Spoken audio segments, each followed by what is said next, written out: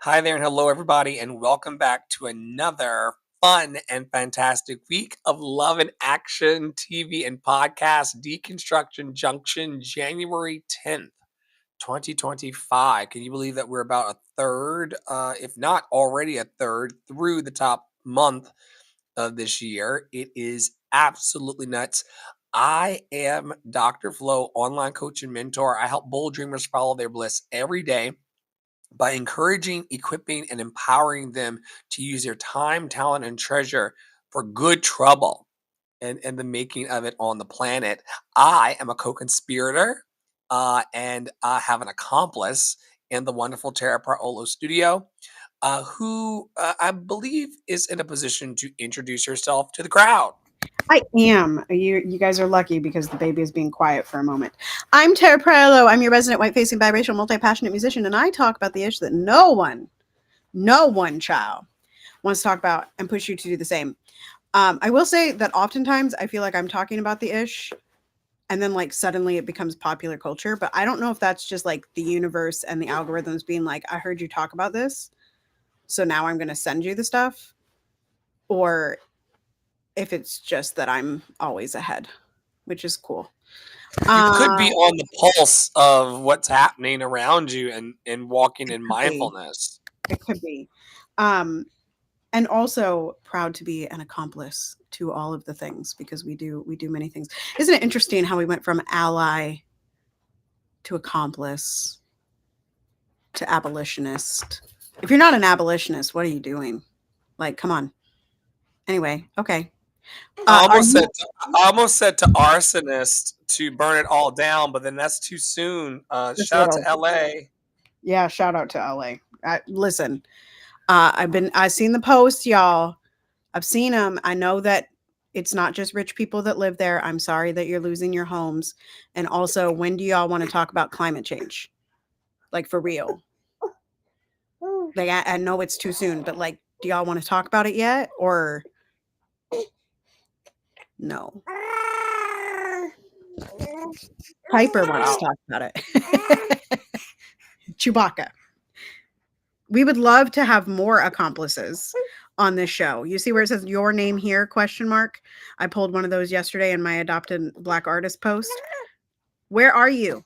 Nominate yourself, nominate each other, nominate the black people that you know, nominate the accomplices, the abolitionists, the arsonists in your life. Not an actual arsonist though, folks. Like don't.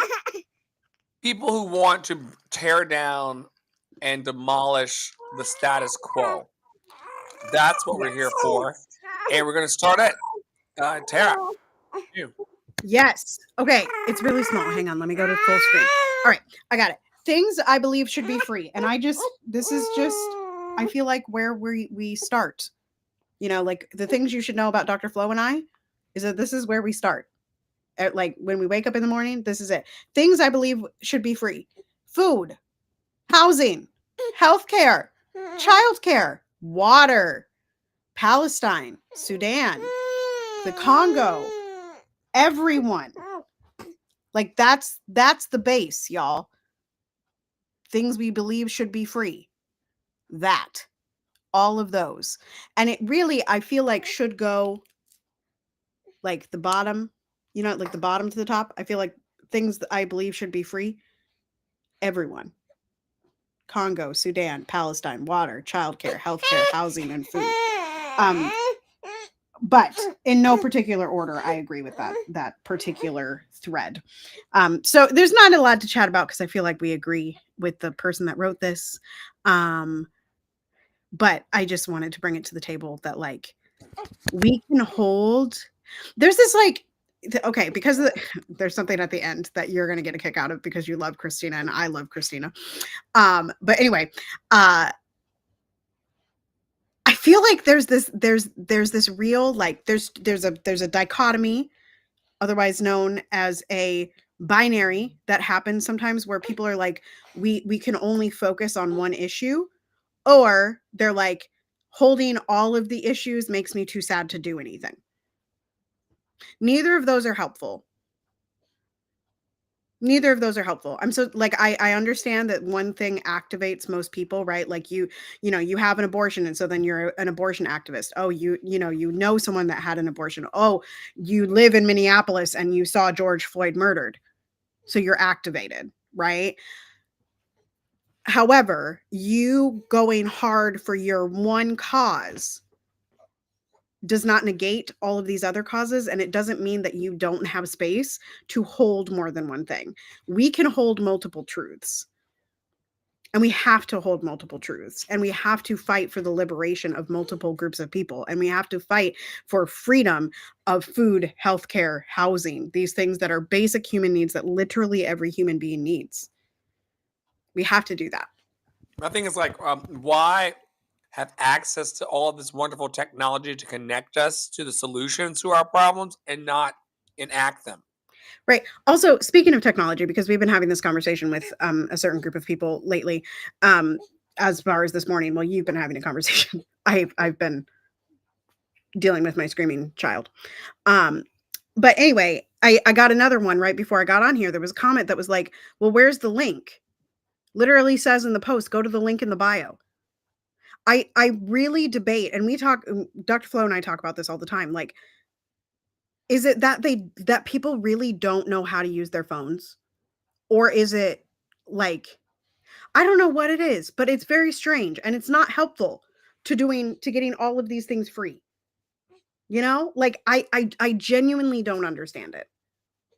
I don't understand. I don't understand. And Dr. I Flo's understand these gummy bears are so good. Um, I think, and I've said this internally and externally, that people will have to be spoon fed and onboarded into social activation. Meaning that if we don't make it easy for people to connect with us, they're not going to connect. right. We just did a little impromptu test bingo session over on my Twitch stream, and if it's not easy for people to download it and find me, they're not going to come. Yeah. Same thing with what we were talking about last week or privately with Poppy. It may seem like apples and oranges, but if you can't be in our space for 30 minutes and not cause a disruption, then we can't do this. Right. I think that people are going to have to learn how to stay in community and coalition. Right. With technology. That should make it easier. But I'm always in here talking about the fact that we need to be honest about what we're honest about. Right. And some of us are not honest about the fact that we just simply, I do, but a lot of people don't have the time or the energy or the desire to free these things. Remember, they can't free themselves because they don't believe that they deserve to be free. Right. A lot of people don't feel worthy of being free. Someone in their lives taught them that they had to do these particular 30 things and then freedom would be accessible to them. And they've been living in terror for 45 years and they've only done the first 12.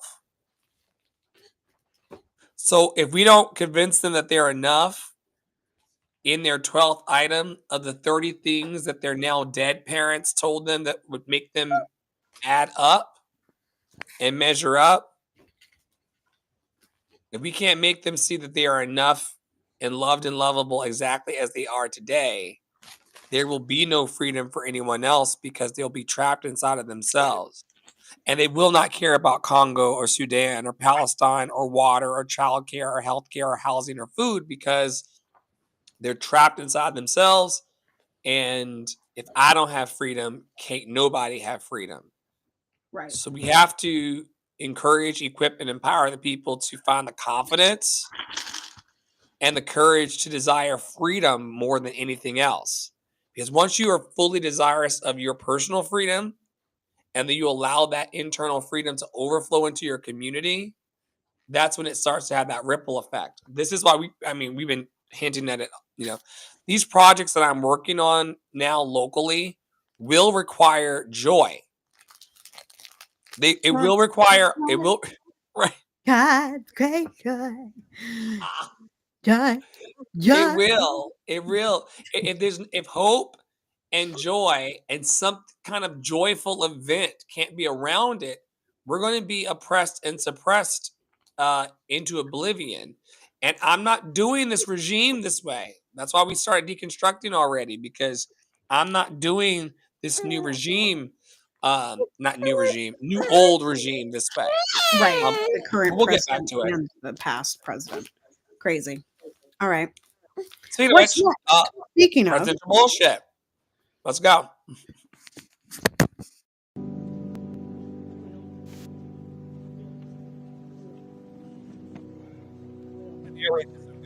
Twice. That's Trump coming into Jimmy Carter's funeral. Al Gore, I believe that is, and Pence stands up immediately to salute him.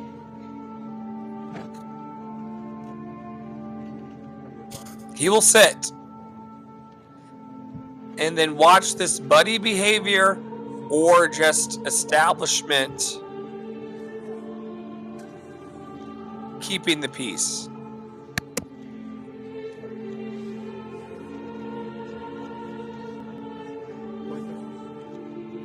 fire is nice.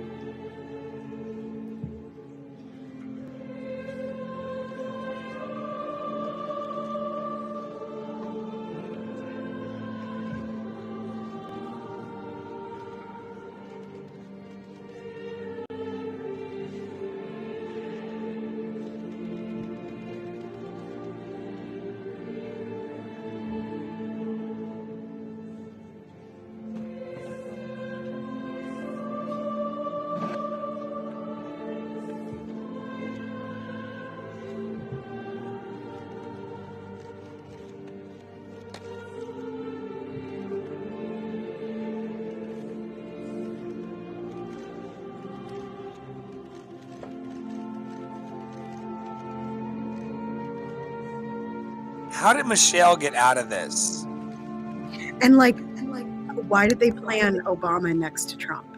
Like, I mean, I know why, and like, also why. So. And did you see that?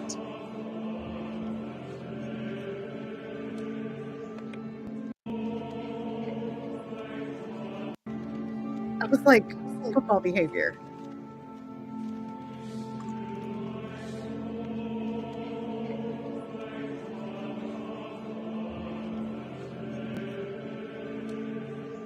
That was the first one that got me. Like, it wasn't even him sitting next to Trump. It was like the thought, like,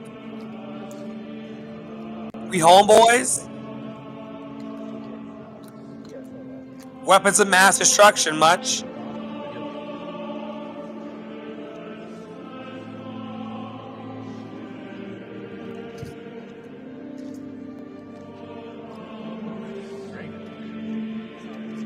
Why he hitting people with paper?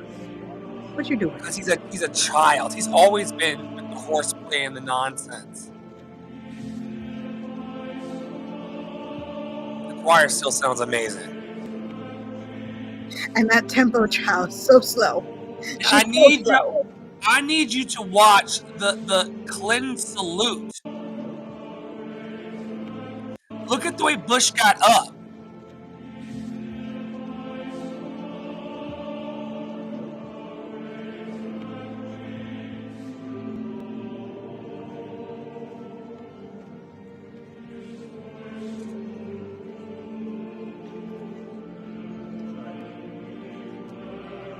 Why is Al Gore next to Pence? I have so many questions about the seating chart. You ain't even ready for the end of this. So many questions. It gets worse.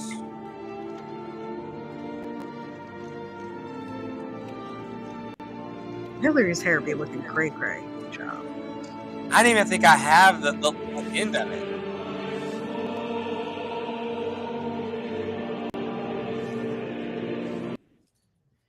I don't even have the end of it. We'll have to go fetch. It goes on because in comes at the very end to sit in the front of all of that, Joe including the Biden. ice. Kamala and Imhoff come in and get iced out by everyone in the bleachers behind that you just saw sit down first. Oh my God. Let me see if I can. Listen, there's like, okay, I was in this meeting today and we were talking about the fields of possibility and potentiality, and like quantum field. If I ever decided to go full out event planner, I want to be the person that does the seating charts at international events. That's what I want to do with my life. Oh, okay. I'm ready. Why is Obama? What is Obama doing? Back it up. Y'all gotta look at Obama's eyes. Did you all see it? Did you see it? This man is so mad. Cha.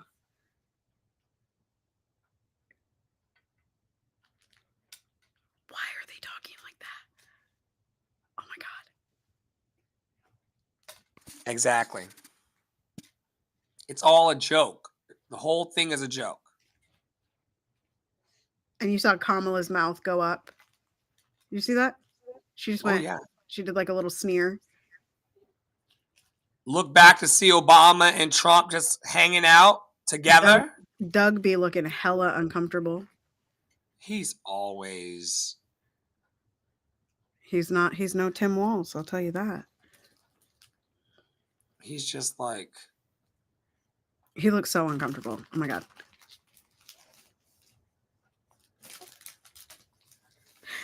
Okay. Could you imagine looking back and seeing Obama just hanging with Trump? Can I just say that, like, while Obama is definitely talking back to Trump, I feel like Obama is like, you know, like in the group where there's like that. Like I thought it was like cat and hat is what this is saying. This right. is cat. It's giving very much like, I'm only talking to you because you're sitting next to me and I cannot be seen as the angry black man. Like that, like that's what it's giving to me. But very measured, but right. He's always measured. Very much. He's also a little slouchy. He's a little like, where is Michelle? Where is Michelle? I was like, she got out of that. And I love it for her. I wonder what she would have said to Kamala. She probably would have waved at her and made her feel more comfortable than the rest of those asshats did. That was wild. It was crazy. And nobody wants to talk to Kamala. And where's Joe? Did Joe come in? Is Joe there? Did Joe go to the funeral? Joe came in after Kamala and sat in the front. Yeah. All right. I guess that's appropriate or something. Ciao. All right. I'm, okay. Fellow musicians. Actually, I think this applies to every creative / every person online / every person ever. So I just need you all to listen. And if you don't understand something, feel free to ask a question. Okay. An influencer with 1 million followers won't judge you for posting. That one's for me. A concert master won't judge you for taking the orchestra audition. An artist with 1 million streams won't judge you for dropping an album. A serial entrepreneur won't judge you for starting a business. It's probably those doing less that are stopping you from doing more. Or at least your perceived idea of what those people may say back to you.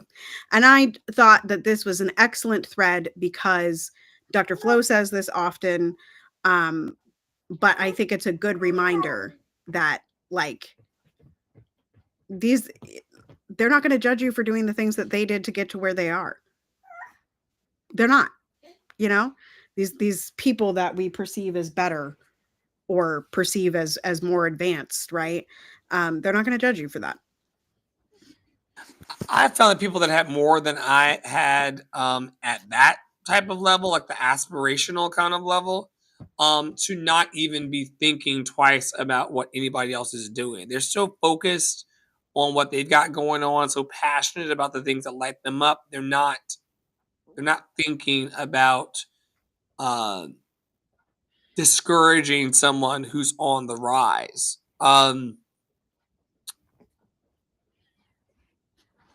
People who are doing less often have a lot of opinions because they need to justify and defend the reason why they're not doing their own personal best.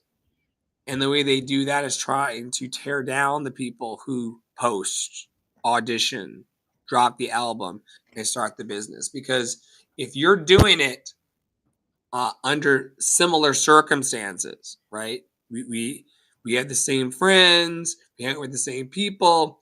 In some instances, we went to the same schools. In my instances, we were in the same shows. We were in the same theaters together. That why did you keep going and I stayed where I am? Let me not do that.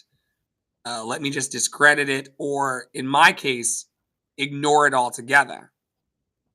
A lot of the people that I came up through the ranks with didn't keep going.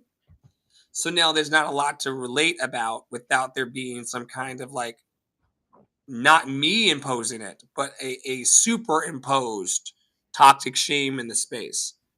At least that's what it feels like energetically. And I'm like, once again, I did it. At times it was a challenge and struggle. But I'm not going to judge anybody for wanting to be in their own personal excellence. That's what a hater would do. All right, y'all. I'm going to talk about justice for Charles McNair. We have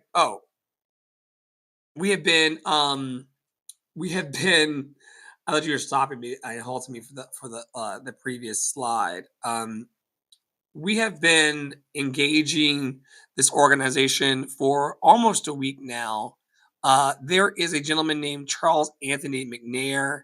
We believe that in the time of his life when he was convicted of a crime, that he believed that he had no choice in the matter.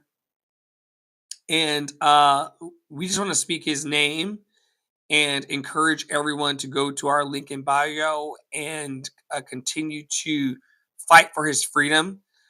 Sharing who he is and what you know about his story once you do discovery of your own is going to be amazing. And then just taking action to call and email every day, as I've been doing, could really bring some national attention to this man's story.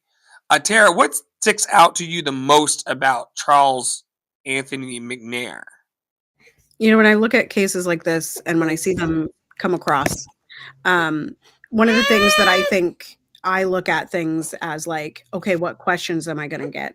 And I just want to remind that we have a really twisted way in this country of dealing with people generally, but also dealing with people that we perceive are guilty. And so I think one of the things about this case that is, well, he pleaded guilty is what some people are going to say. Or, he was found guilty. And I just need to remind you all that the sentence back then was supposed to be 10 years. 10 to 12 years, 12 years maximum for what he was convicted of. This man has been in jail for over 40 years. In fact, I think it's 47, I think is the number. 44 years and counting, and no one can really tell us why. Yeah. So to me, it sticks out that there's just not a care. And like, it also speaks to the larger picture that I get from this is like, it very much makes me think about how little incarcerated individuals are tracked, like, and how we the public don't know a lot about the people that are imprisoned. And like, it makes me think very similarly about like the adoption industrial complex and like what may or may not happen with this incoming administration or regime. It makes me think about like all of the people that are unaccounted for, but that like we have one nugget for. And so I think, you know, like we were saying in the first thread, like freeing Charles helps us free other people like Charles, and also helps us get tabs on these things, because it's insane to me that, and we know this from, hey, here, we know this from researching the case just over the last couple days, and this is knowledge that's available, y'all. Like, when you read the articles, you're not going to find a lot of like screenshots of things, right? um just that he's in jail, you know? I just And he's in jail for he's in jail laboring and cleansing their system right. as a janitor for 40 cents a day. So he is maintaining spaces for other people who may be guilty of their crimes, but instead of paying someone a fair wage and a living wage to maintain even the prison, they've been paying this man 40 cents and presumably lower than that over the last 44 years to have him maintain their system of corruption and punishment. I don't think that's okay. Right. And by looking at these specific cases, sorry, I lost where I was going because my child screamed. By looking at these specific cases, I think, unlike cancel culture, by looking at like individuals that this has happened to, what we're actually doing is then taking the we zoom out a bit and we see these bigger problems, right? Like the fact that over 57% of the people, I think it's 57% of the people incarcerated in North Carolina are Black. The population is not 57% Black there, folks. It's just not. Are you okay? We're faking it. That's a whole new thing. So yeah, I really think, you know, if you need something to hold on to because everything feels really big, this has very easy action steps of calling the governor and calling the clemency office.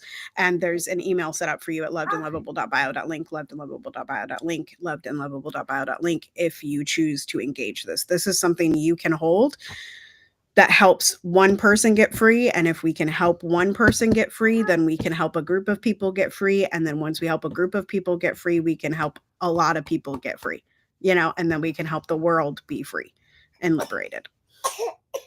So I'm called into the story. I'm pulled into it, and I cannot ignore that he is who he is and where he is. And if I were in that situation, you know, a lot of religious people talk about taking care of the other, loving the neighbor, caring for the stranger. If I were in that situation that he's in, I would want someone to care about me deeply and profoundly and be advocating for me elsewhere. So we're going to just do our best to bring national attention to this and continue to ask questions about the things we don't understand about the case, seek that clarity, and then also seek clemency for him. What's up next for you here? Okay, so I just wanted to lift this because, again, I know there's a lot to hold, but there are little things, right? Stacey Abrams talks about this on her podcast, which is called Assembly Required. If you haven't listened, you should give it a listen. Those of you that are severely against AI, I invite you to go listen to her 2 episodes on AI. She does interview a musician, KNA. That's from like probably 2 months ago now, and then she also had one that just came out the day after Christmas. So,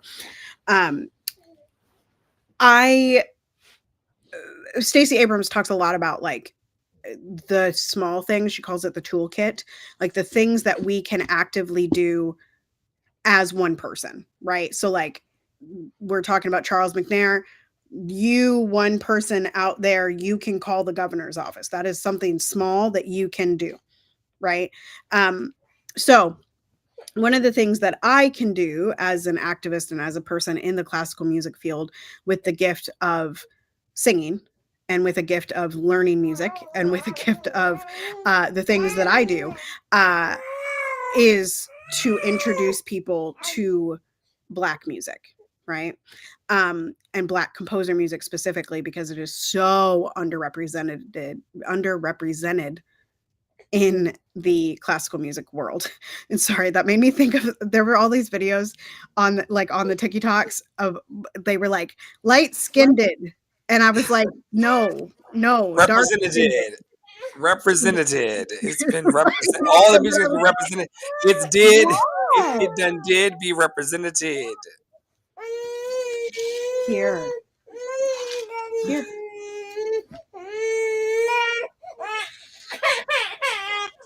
We'll take a 30-second for the baby.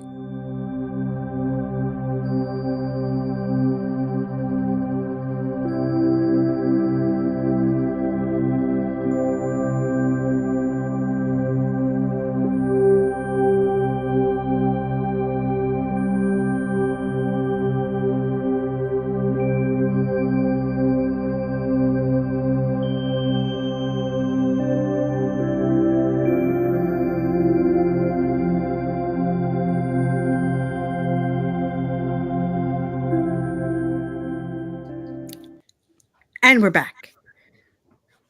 we're back. Okay, so this was a thread that I posted on Wednesday. I had a very productive rehearsal of arrangements of Black spirituals, all by living Black women composers today. This music is not inaccessible, and it should not be reserved for the ends of concerts. These pieces can be used as part of the canon to teach young singers and young pianists alike. More collegiate undergraduate programs should be utilizing these pieces. Every person I've introduced them to gets excited. That's a typo. Anyway, gets excited about the potential of how these pieces could be used. Thank you to Rose Finney Powell and Jacqueline Hairston for your beautiful pieces. I've said it enough now that I'm starting to get confident in it, like that this is what I'm doing and holding that. And so this is a twofold thing of, like, if you are a young classical musician, pianist, or singer, actually any musician, ask your teachers what Black composers you can play or sing. And if your teachers don't know it, go do some research and find someone. The big ones: Margaret Bonds, Florence Price. Like, DM me. I can get you a list of the main ones. Harry T. Burley.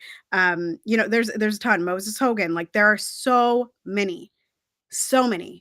And so I just want you to know that, like, as a young musician, you are not without power to choose your own repertoire and to introduce these pieces, because they are accessible to you. And then on the flip side, those of you that are maybe seeking to do meaningful things with your career, I have always, this was from last year this time, y'all have watched me. I have always grown in public, and I have always talked about my journey in the moment, right? And so you're watching in real time me decide and make a choice. Oh gosh, sorry.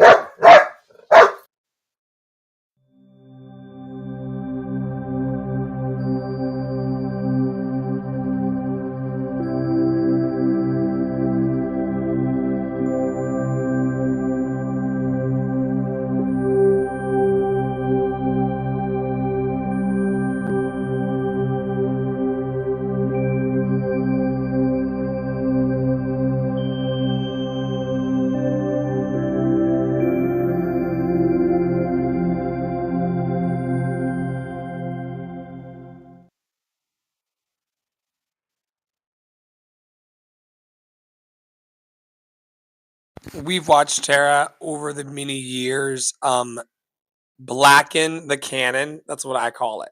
And it's important to me that artists are able to represent their own cultures in these workspaces. It's so important that if we are coming to a professional rehearsal space or to a performance space, it's important that we're able to bring all of ourselves, including our cultures. And for so many years, opera singers especially, I'm from a Broadway musical theater background. we've always been doing these works by people who maybe didn't look like us, or made to fit into these spaces. Some of us were, and it's important that we're able to just say, this reflects my people. This is from my worldview. I would like to express myself in these ways. Super, super, super, super important. All right. I just wanted to talk a little bit today about faith-based joy. I've been going to a bunch of churches in town, as I've been working and launching out into support of justice for Charles McNair. And I just want you to know that some of you people who go to faith-based institutions, also known as churches, some of you are not reflecting the joy of the Lord, as it were. And I feel, in my humble opinion, that faith-based practices, and spiritual practices should lead us towards having lives that are more joyful and lighthearted and not so heavy. And there's just been a lot of heaviness. The word that was expressed to me, or the energy that was expressed to me, is that there's a lot of there's a lack of momentum in the way in which faith-based congregations feel compelled to go into the world and to help. And I am convinced that joy is going to need to be at center, and a major activator of what the work we're doing. If we're coming under regime, because everyone's saluting everybody at this funeral and carrying on as if it's just normal, what we're stepping into, we're either going to resist this regime with anger and fear and paranoia, or we're going to bring it, um, from a place of joy. And I hope that our faith based institutions and our mindfulness based organizations find joy. Because I'm seeing too many yoga teachers crying the blues. And I'm seeing too many preachers say, nobody cares. So we don't care. We deserve better. We've always deserved better. What say you about faith based joy and what you see as an outsider of the church, um, I from think your 40,000-foot view? I think a lot of institutions have just lost their way. Um, uh, you know, I stopped going to church because the joy was not there. I stopped going to church because the people in the church were berating me at every corner. I stopped going to church because I didn't feel like being shamed for questioning why they were talking about it that way. And then I went to a little known fact, although many of you know where I went to college, but like we don't talk about it a lot. I went to Luther College in Decorah, Iowa, which is a whole Lutheran college, y'all. Like I went to a religious college. And at that college, I was lucky enough to be able to question and be able to take courses that really tore apart some of the things that people cling to. And so I just, you know, I don't I will say two things. I will say I don't understand the unquestioning belief in anything, really. I think that's a pretty not strong faith. I think you think it's strong faith, but it's not.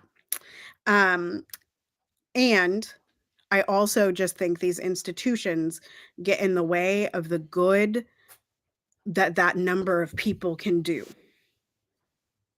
right? And that, like, because that number of people amassed, when you look at like any of the major religions, and when you look at any of the things that, like, I mean, even outside of religion, right? If we're talking about faith, like the number of people that are spiritual, the number of people that believe in universe, the number of people that believe, whatever, the number of people that believe in love, the number, like, it's a shame that we can't coalesce and utilize that power.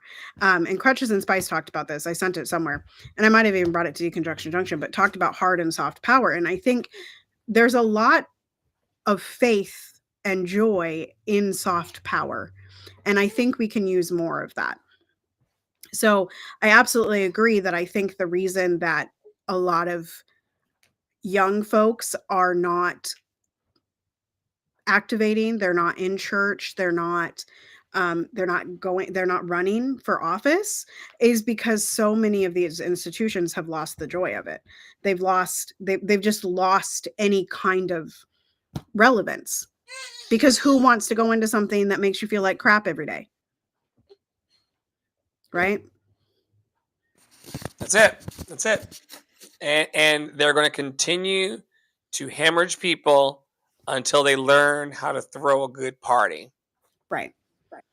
And I've been trying to tell the people locally that this is true. And some of them want to hear it, and some of them say, "Habba babba, Happy paper. habba babba." Habba babba. Everyone knows that you cannot report on a fire without looking snatched. Check this out. Oh God. Shopping, a place to eat. As you can see here behind me, it's been completely wiped away. There are still flames burning from multiple buildings here and smoke rising from the ash. Again, this is where the community would be at a time of shopping, a place to eat. As you can see here behind me, it's been completely wiped away. There are still flames burning from multiple buildings here and smoke rising from the ash. Again, this is where the community would be at a time of David said, "I will not be looking like that." He said,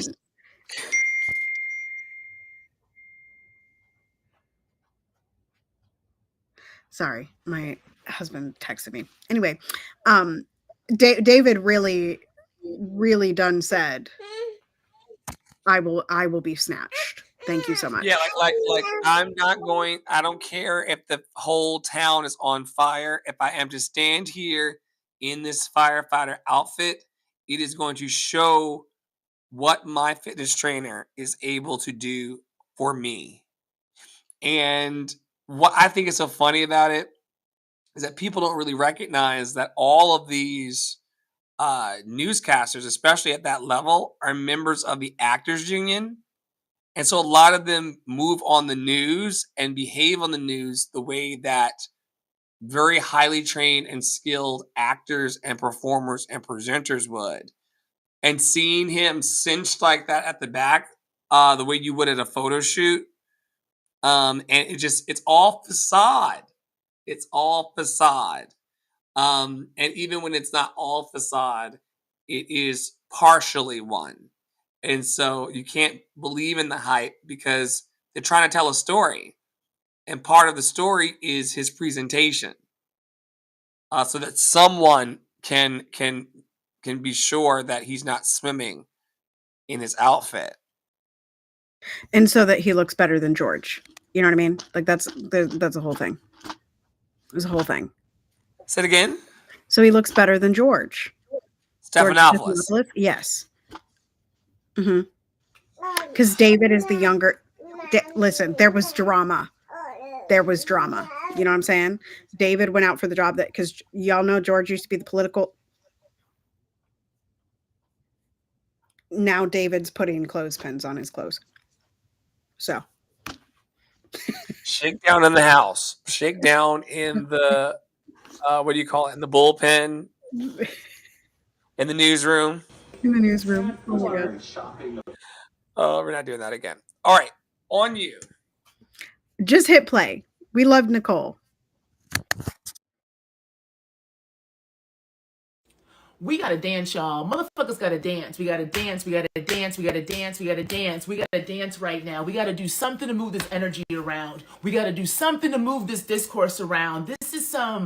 This is some Jupiter and Gemini energy. So much information, so much hot air, so much overinflation of shit, but nothing's actually moving anywhere, right? So we got to move this energy around differently. So we got to start dancing. We got to start getting in the body and dancing like we used to. I mean, in the club, on the ground, sweating with the sweat rag, motherfuckers holding you up while you getting on it with consent. But we gotta dance, because that is the only way I feel as if we're gonna get in our bodies enough to finally fucking grieve.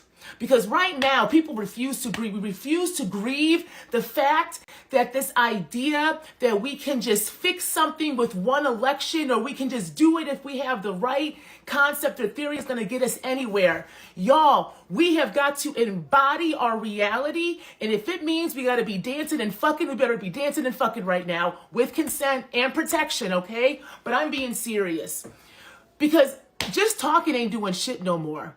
Right? And people are dying, but if we want to live, we are going to have to feel. We are going to have to embody our reality and realize that no matter how much we try to theorize shit, until we put that shit into practice, we are going to have the same results, and that's going to be more goddamn death. So we got to feel this shit, y'all. Get in your bodies. Start to dance. Start to feel. Start to allow yourself to have your body turn on and grieve the reality that we are in, so we can figure out how to make a fucking future. So get in them bodies and get to dancing. And once you start to embody your reality, that's how we can start to strategically dream. Right? But you can't dream of new realities, and you can't strategize from a place of possibility making that then you can take into the mundane and make reality until you've actually faced the reality you're in. So get in them bodies, get to dancing, and feel, grieve, to release, so we can start to actually dream. If you want to dream with me, you can do so here. And as always, like, share, and follow for more.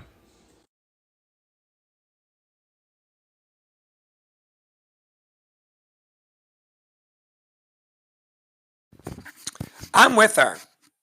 When I lived in New York City full time for a decade, I used to love going to a weekend party event called Soul Summit. And it was just basically a 3 to 6 hour party, depending on how long you stayed there, of just soulful house music. That's something I want to bring to this community. I feel like if people were getting together under consent, like she was saying, and unharmful energy, it can really bring people together to just move your body, have the refreshments, have the party, and come together. And these were open air parties that we did in Brooklyn throughout the summer and on the pier. But I'm with her. Like, so many people are trying to spiritually bypass or somatically bypass exactly what's going on within them.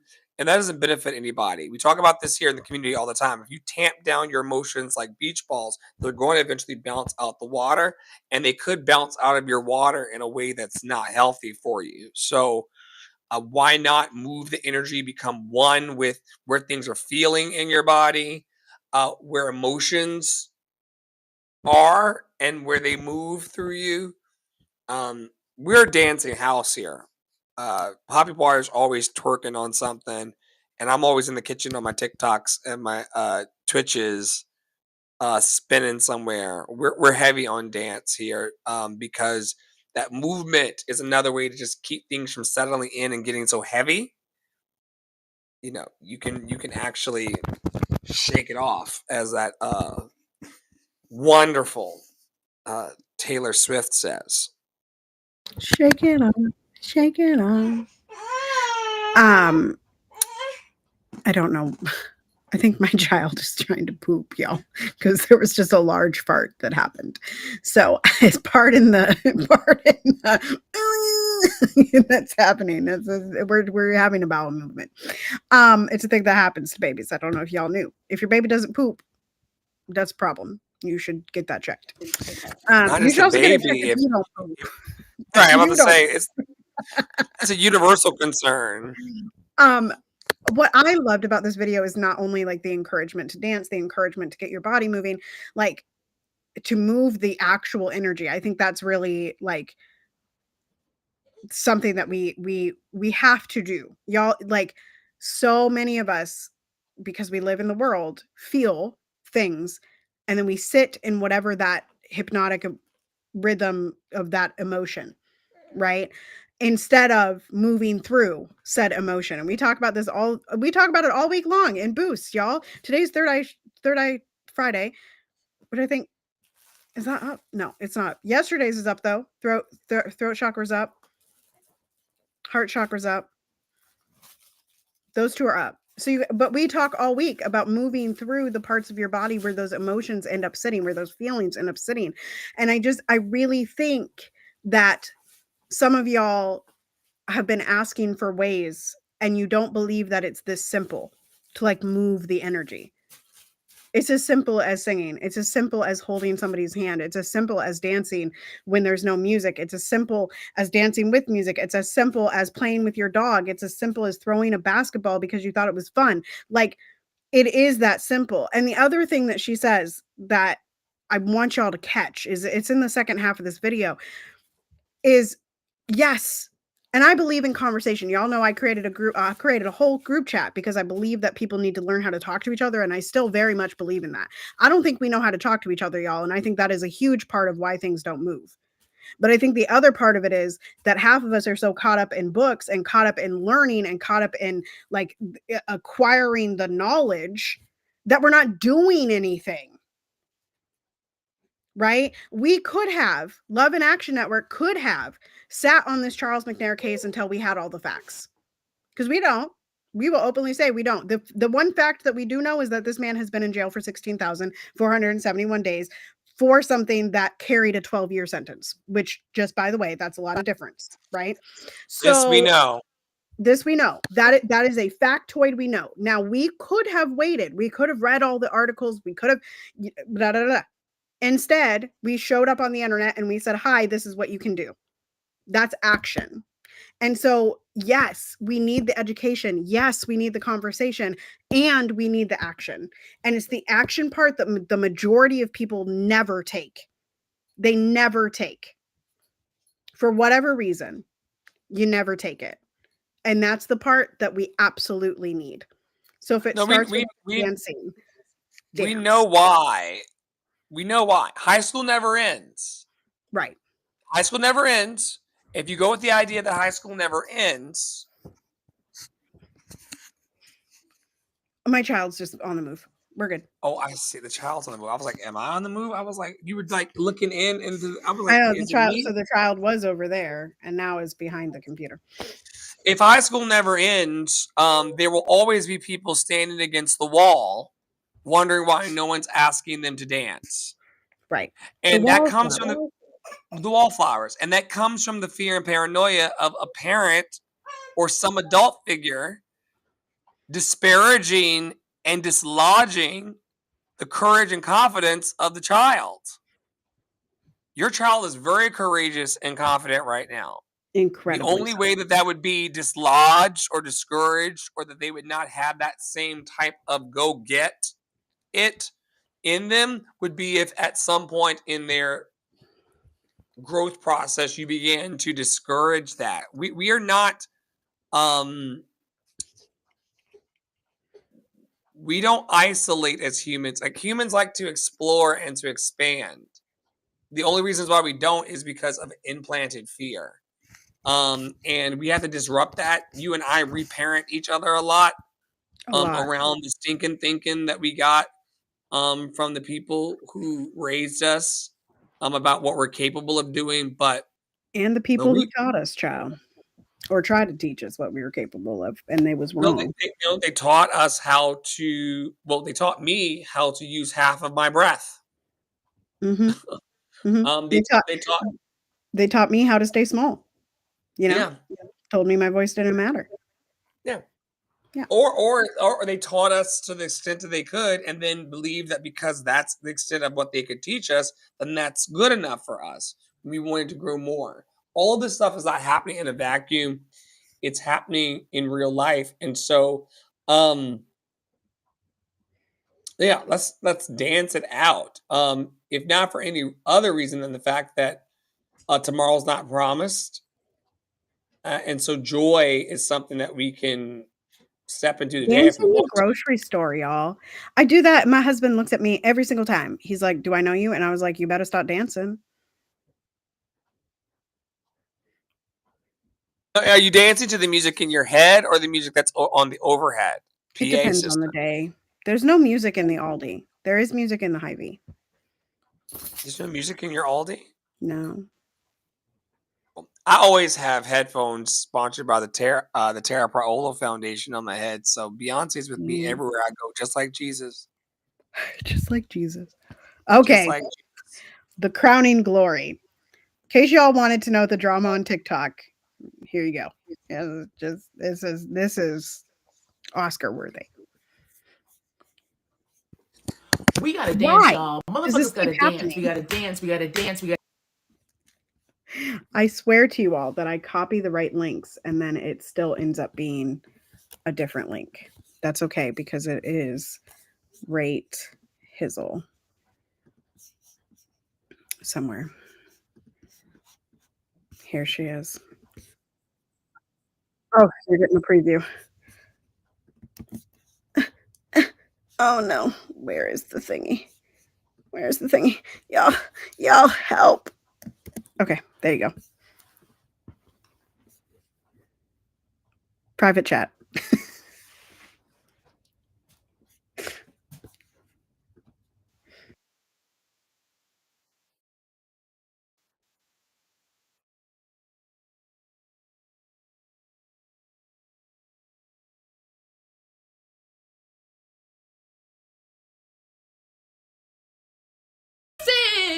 Say no, hold up. So lay our cards down. Whoa. Propaganda. Well, maybe, but it's deeper than that, so no. But there's a flag and an eagle. Yeah, but it's more than that. Maybe two things can be true at once. Why would listen to her? She suckled on the enemy. Huh? What? As a baby. No. How dare you eat as a child? I couldn't choose what No I ate then, excuses. and from who? I was making an important contribution. Of the 'cause you highest bring up an caliber. all right point. What did she teach you? How could you sleep in an integrated womb? Huh? Yeah, I exactly. I heard her father was an alien. An alien? He's green. Where is your he's suckler from? No, my father, he's a black woman from Grenada. Ignore me over here. I'm just gonna talk for 40 days and 40 nights. Anyways, what I was gonna say is, I just don't think we should really believe anything that she's talking about, because what if she's saying isn't right, and then maybe there's something to be said about whatever she's talking. And I'm realizing something. Why every time we guess it's a white mama, it's a white mama? You know what? Right. Well, I'm really on neither side, but based on statistics, don't address me. I was trying to engage with the pool of thought. Pool of thought, huh. Nigga, I'm an ocean of thoughts. Get 'em. No one can yap as much as me. Anyways, what I was saying. So I'm gonna continue with my day and talking about a whole bunch of different things. And who cares if I make 50 videos? I'll make 50 more.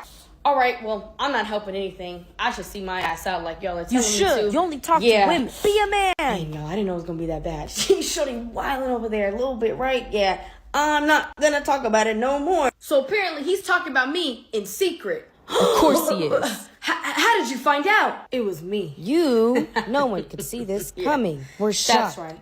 I did it. And what the fuck anybody gonna do about it? Huh? Stop me? You can't. I'm unstoppable. I know you like to fight short people, but I'm not 3 months old. I'm going on vacation. Suck my dick. This ain't Texas. Whoa. What did I say? What? I don't give a fuck what you guys are talking about. I'm just a cool guy. As long as I want. I'm just a cool guy. You want to talk to me. I don't. What am I supposed to do? We don't even fight anymore. I think you're wrong. I think you're wrong, but they in here. Everybody is insane. Where's the plot? What's the plot? I'm enjoying I don't it. even know it. Yeah, no, I'm enjoying because I'm messy. I'm messy.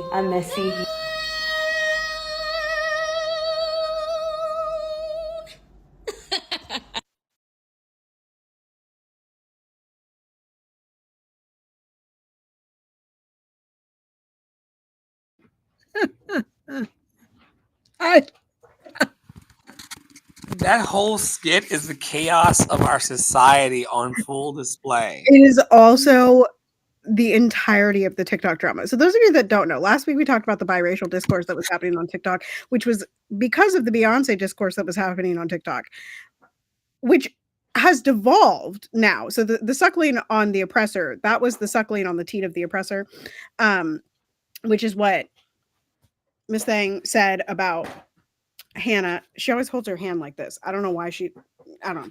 Anyway, but then this dude named Christian got involved.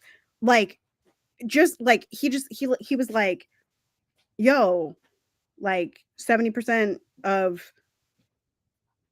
black dudes, they sleep with white people and then babies. So no wonder it's a white mom. And this Tory girl was like, Wait, what is the number? 70% or something like that. 70% of Uh, 70% that- of biracial people have a white mom. So when you guess that it's a white mom, you're statistically correct because it's such a high number that have white wow. moms. Isn't that crazy? That's something to talk about. But anyway, like it's something to talk about, okay? Because it is. But anyway, this other girl named It's Tori. only something to talk about because the numbers on the table. Yeah. Have I seen this in my life? Yes. Yes. Yeah. White men don't make that choice because No. it is a race trader choice that requires a certain level of compassion and care that women types, not to be in the binary, usually have. A woman is more likely to step into having compassion towards the other and loving a person and having children with them than a man that is steeped in white supremacist delulu.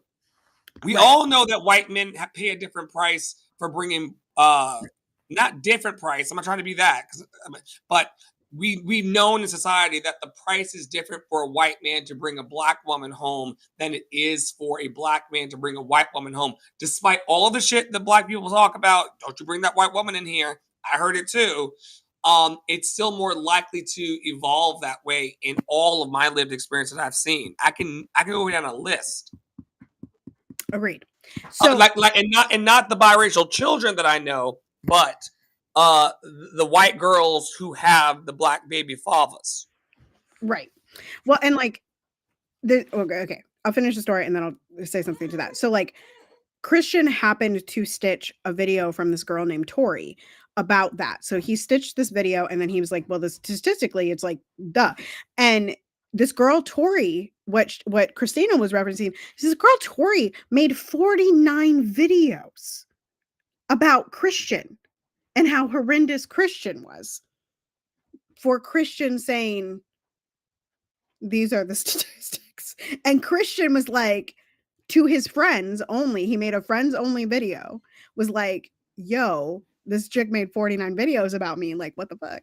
And somebody in his friends only shared it with Tori, and Tori made 50 more videos. And so now the discussion is what's too much, and we've lost the plot. But to your point, and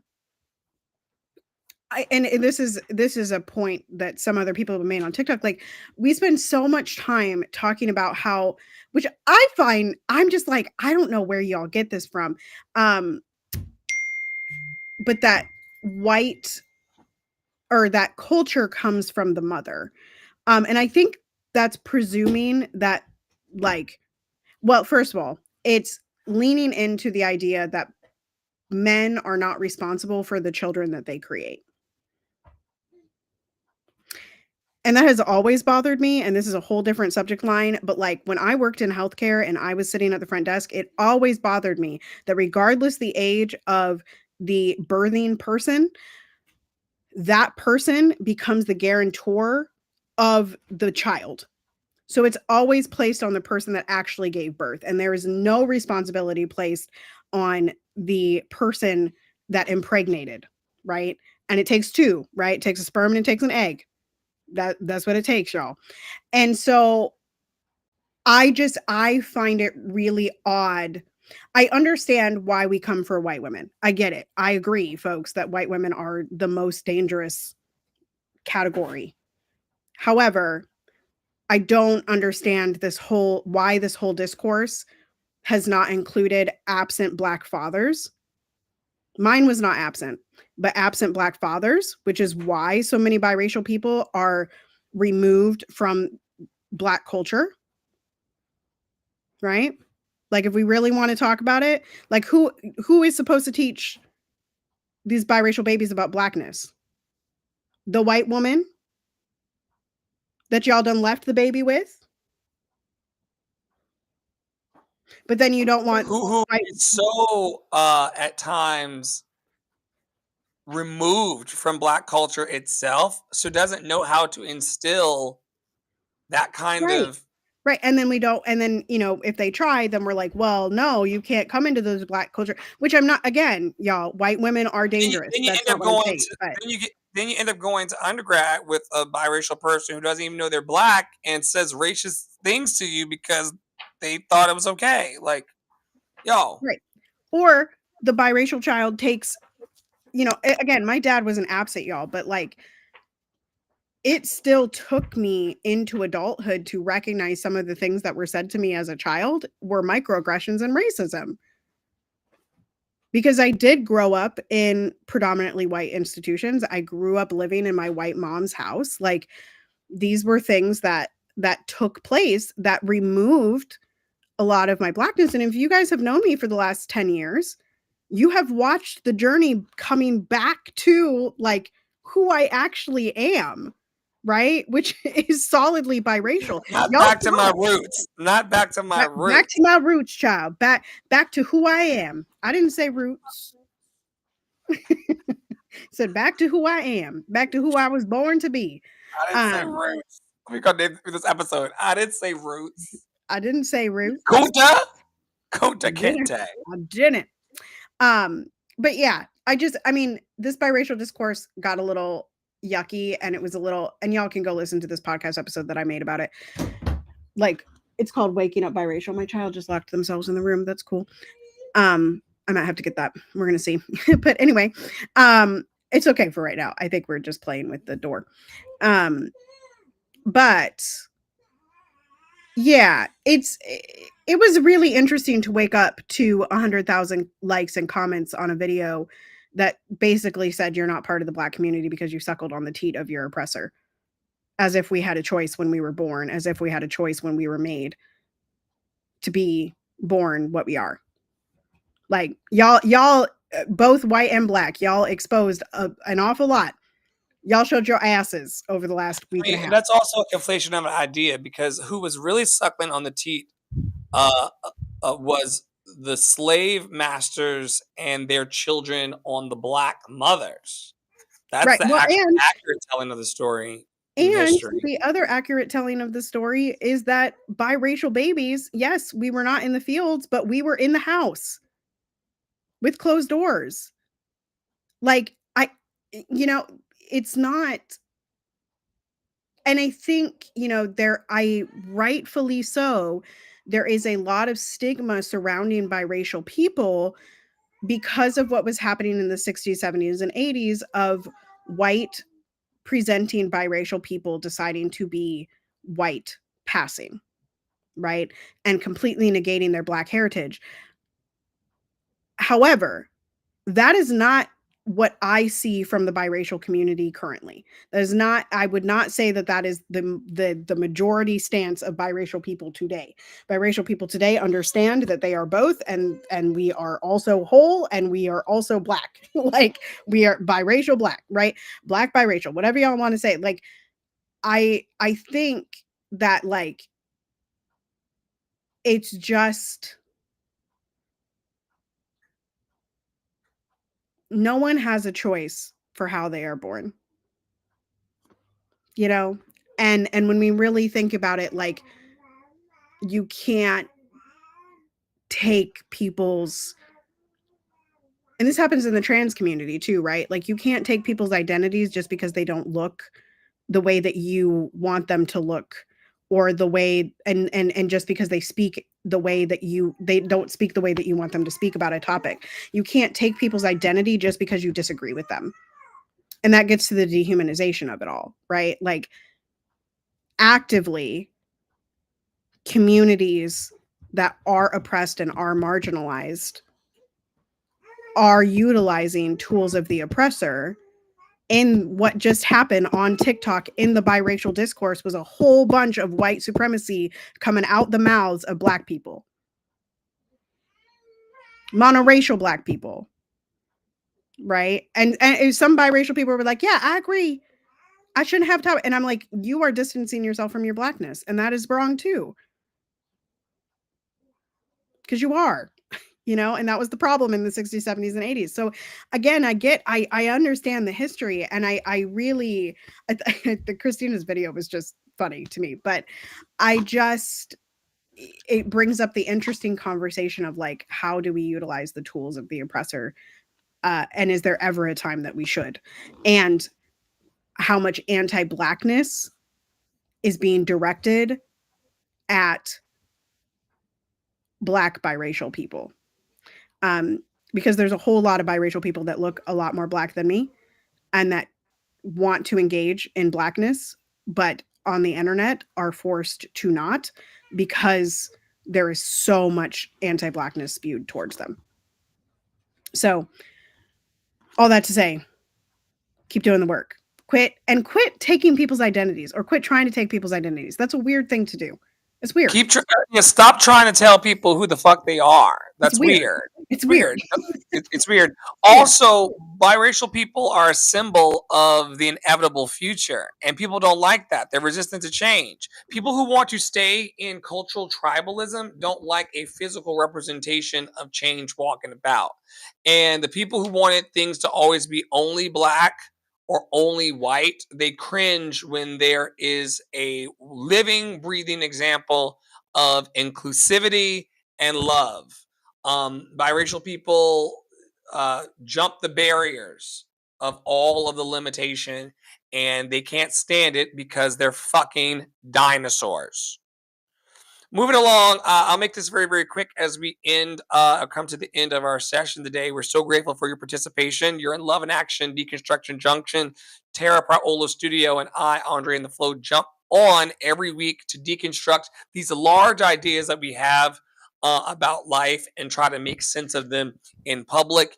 It is our largest attended vlog series and podcast series. So thank you to the hundreds of watchers and listeners who tune in to hear our quirky thoughts about life. You too, yes, you are loved and lovable. We're calling our network for ceasefire. Ceasefire inside of our hearts and our minds, but also ceasefire in Gaza. The children, women, men, and other strangers of Gaza and of Palestine should not be suffering this hardship, mostly based on the color of their skin. And them not being God's chosen people. That's weird. That's weird. We will always call it weird. This should not have happened. And the fact that the United States stands behind it and sends weapons for the bombs means that when these people grow up, they will be coming back here for retribution.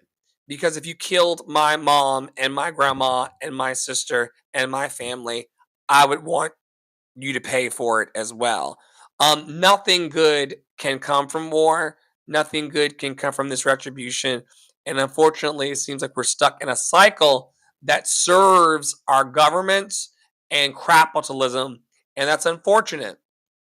It's really unfortunate. When you see, as we saw earlier, Obama and Trump and Bush all joking, you'll see that this is just a band of war criminals hanging out at a funeral. They don't care about us and the rising costs of our food. Small grocery run today getting delivered $112. They don't feel it, but Americans do. And all of that money that went to destroy this particular piece of land in the world could have gone to feed our people, give them a living wage, give them access to health care, and to allow them to not live on the street. Instead, we place more people in the streets of faraway lands to have to figure out their lives with the remembrance that there are American flags on the sides of the bombs that fall. I think that this is not okay. And it's so weird to me that people are not speaking up about it. It's almost like being in the upside down. Why do you think it's been this long and people are still not having a... I think so much of it is numbness. I think like we have, and rightfully so, in America, I think we have a privileged ability to just go numb. I mean, I don't live in other countries, so I don't know if as many people just like put their phones down and leave social media when their country is being bombed. I feel like no, you know. Um like we really live very privileged over here regardless of who you are, with the access that we have and the choice that we have to either pay attention or not. And I think that for a lot of people, like the not paying attention is actually just because they're overwhelmed, they're overworked, they're overtired, they're, and so they just numb and they just can't hold it. But that goes back to the dancing. Y'all got to move through the emotion. We get that it's sad, right? Like Black people being shot in the streets is traumatic.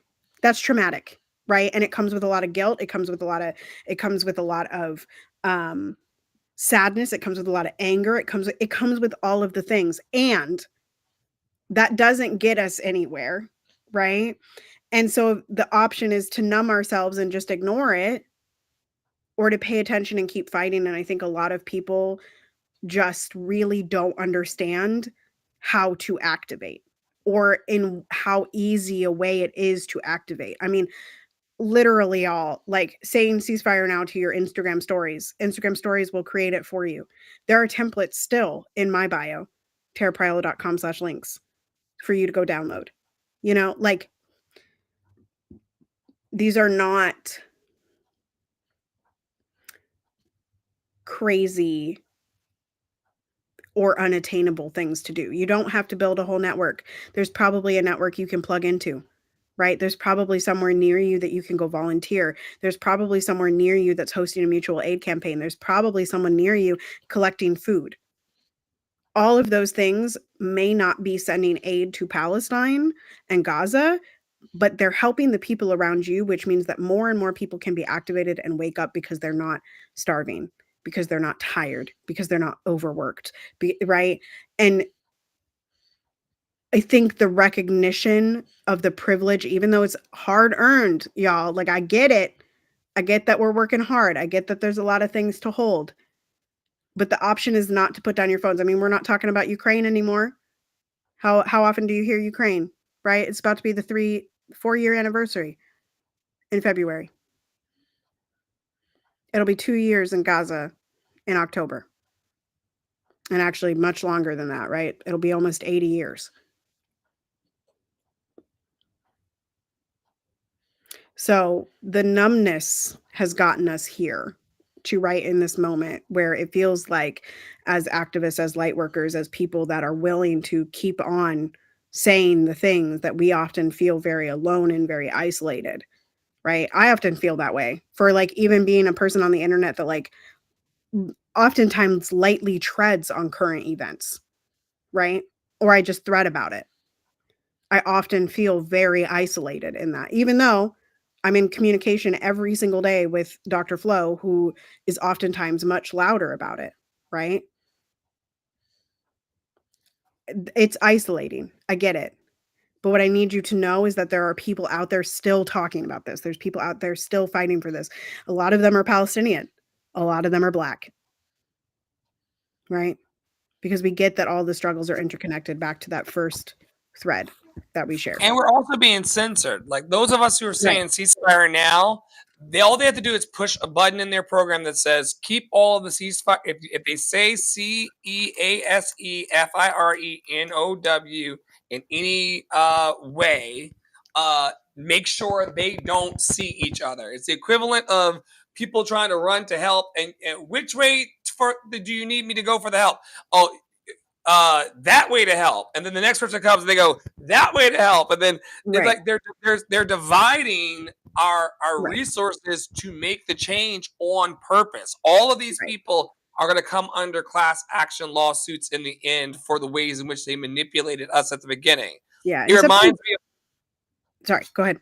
I was going to say, it reminds me of the experiment that Facebook was busted on when like a decade ago, when they were for a period of time making a certain segment of the Facebook population only get bad news, and they were depressing this subset of Facebook users, and then they were only sharing with another subset all happy news and making them feel great. Like, I mean, we've seen entire villages of people murdered because of a sentiment towards a group of people, indigenous, the Uyghurs and things like that, on Facebook, and other village people, which is not the band, but people who live in the villages.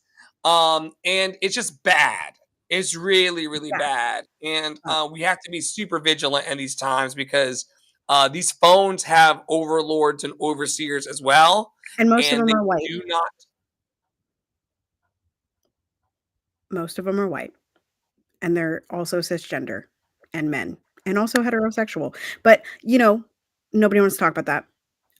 But I will just add that to this point, I posted in old news last week. I found a post that showed just how many followers I had lost for posting about ceasefire now last year. And now Instagram has taken the majority of my story views. I used to have 30 and 40 and 50 and 60 and up to 100 and sometimes up to 200 people in my stories. Now I have 5 on the average. So I get it. And what I said in my stories was humanity is worth it. And what I said on my threads today in regards to the fact checking that Meta took away, which wasn't doing anything, y'all, it was fact checking the people that are telling the truth, is that the personal connection is the most important. If there's someone, I did this the other day. If there's someone you think you haven't heard from in a while, like someone that you normally see stories from, and you're like, where'd they go? Like, I haven't seen them post in a few days. Go look at their page and see if they posted stories. See if Instagram is just hiding it from you. That happened to me with St. Morrison here. I was like, I haven't seen anything from him on my feed or whatever. Like, I hope he's okay. You know, I hope local activist, I hope he's okay. And if he's not okay, I hope somebody's talking about it so that I can go do something about it. You know what I mean? Hope he has better friends, as we're trying to get for Charles. And he had posted many times that I had missed because Instagram is actively suppressing. So just do your due diligence, y'all. I also play by the rules. You know, I'm a 1984 model of Ford Tempo, and I play it that way. Like, you know, if I've gone a few weeks and I haven't seen that person I was going to see in youth group or at elementary school before, you know, devices, it's important to rally and think of people. Sometimes you go though and look for them, and they're no longer here, and that's a whole different situation. So love all you can, do the best that you can. Consider looking into my Love Revival and Academy. I have a dream of impacting directly 800,000 people every year to help them follow their bold dreams and bliss, so that they're not so sad like I was. Some of you all know my story. I was suicidally depressed for decades, and had a bunch of amazing things happening in my life, but I did not feel loved by others, and certainly did not feel lovable, and that love could get through and penetrate my heart. Now I'm crying all the time everywhere and snotting throughout the house, because after 30 years of not feeling anything and trying to numb my life to homophobia and anti-blackness and queer phobia and joy phobia, black boy joy phobia. After all of that, now I'm actually allowing myself to feel my emotions and to let the light in.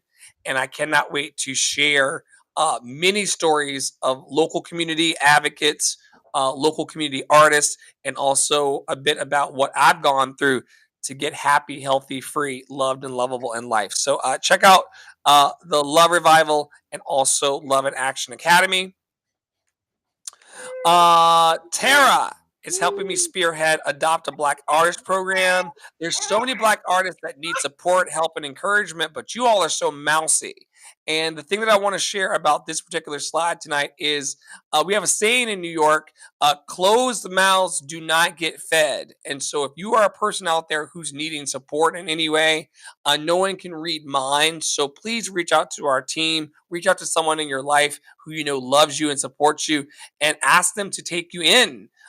It could be just encouragement, it could be financial, but we are providing the donation links and the direct needs of these artists weekly, and just building a collection of artists who we'd like to see uplifted. Remember that Black and brown artists make a fraction of what our lighter counterparts make. And so we offset with love, encouragement, and ducats. Speaking of which, pouring back into the community, Tara has a student, actually a group of students in the same family that have fallen on some tough times financially. So we are helping in our community, since we are a mutual support network, to provide the $200 a month to keep these kids in lessons. I've contributed already out of our house and our bank, and I would encourage you all to do the same. As a kid who went through music programs, and music as a kid was a lifesaver for me. I told y'all about the homophobia. I told y'all about the religion I was under. I told you about all of this. If it had not been for music and music lessons and teachers like Miss Nelson and Glenroy Bailey pouring into me, I probably wouldn't even be here. So consider as you start your year and in your giving, to contribute to Tara's link in bio to help these kids stay in their programs. Did you want to say something about these kids that you're able to say Yeah, before I go to the next slide?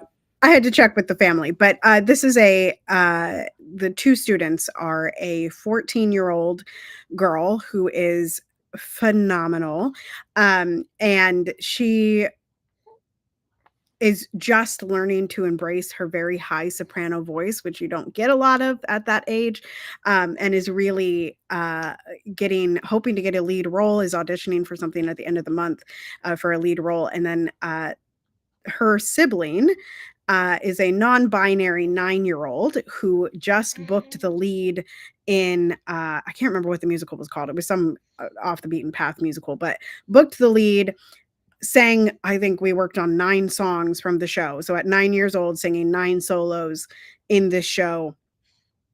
Wants to go out and audition for Matilda in the spring, and probably will book it. We're working on many things. Tremendous actor, tremendous singer, just all around joyful human.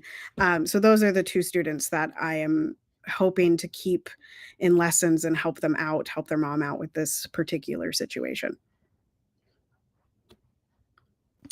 We are a fan of dreams and dreamers of all ages. So if you can pitch in, like I said, we contributed out of our house, and Tara, of course, is contributing through her studio.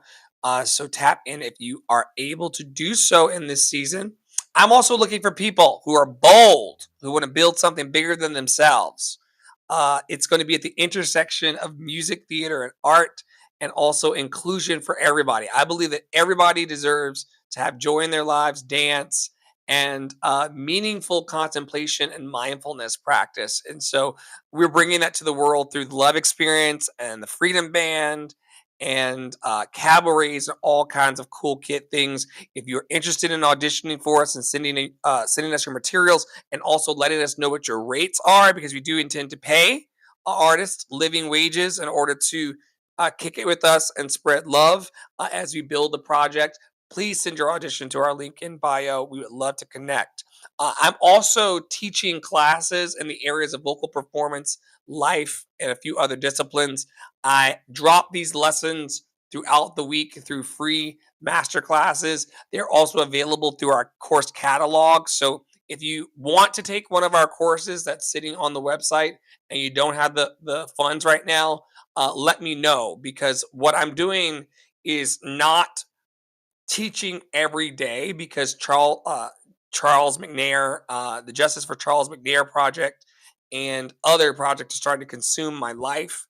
So if you see a course in our course catalog and you want to take it, but you do not have the funds, I can send you a coupon to get you the course for free, and that will be my free masterclass for the day for you. So we have confidence and courage trainings.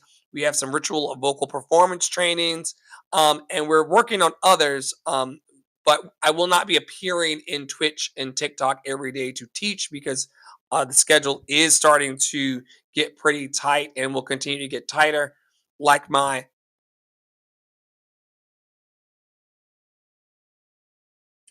And so because of the tightness, we're going to be doing the free master classes through coupons. I tried to throw a monkey wrench at Tara Praolo, but she's gonna PG-13 flow. PG-13. All right. Any closing thoughts? I hope you all go out and dance. I hope you eat some good food. I hope you join us for the watch parties this weekend. We will be together for many hours. And I hope that your tummies don't hurt too much because I know that you all are secret Vikings fans. So I hope your tummies don't hurt too much going into Monday. Okay, love you. Bye.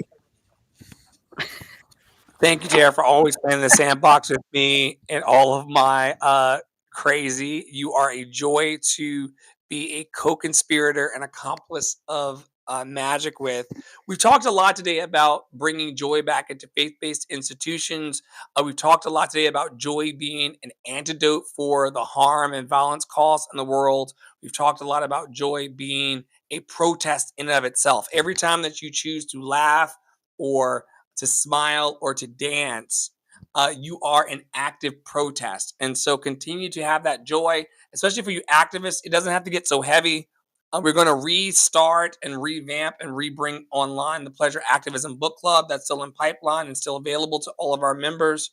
I wanted to be silly today and to end our podcast with the words of the great prophet and poet. Actually, it's written by Mark Daniel Sanders and T.S. Sellers, but made famous by that great prophet and poet Lee Ann Womack. She said, I hope you never lose your sense of wonder. You get your fill to eat, but always keep that hunger. May you never take one single breath for granted. God forbid love ever leave you empty-handed. I hope you still feel small when you stand beside the ocean, Tara. Whenever one door closes, I hope one more opens. Promise me that you'll give faith a fighting chance. And Tara, when you get the choice to sit it out or dance, I hope you dance. You should bye, probably y'all. learn that song. I do sing that song. It just once every 3 years, and we haven't hit the orbit yet. I see. I love that song. It's a great song. There's a video of a couple of dancers throwing themselves across the floor while I sing it. I'm gonna find it for you in the YouTubes. It's a hoot. I Full hope you never theatrics. lose that sense of wonder. I grew up on that song, child. I was a country fan. We love it. I love the lyric though. And when you get the choice, And when you get to the sit it choice, out or dance, I hope y'all dance. On behalf of Tara Praolo Studio, Poppy Water 33, me, Andre in the Flow, and all of our healing practitioners and supporters and super fans throughout the whole ecosystem of Love and Action Network, stay in your power and yawns. Stay in your joy and yawns. Stay loved and lovable with your mommy yawns. And we will see you back in Love and Action Network next week. We love y'all so much. Stay groovy.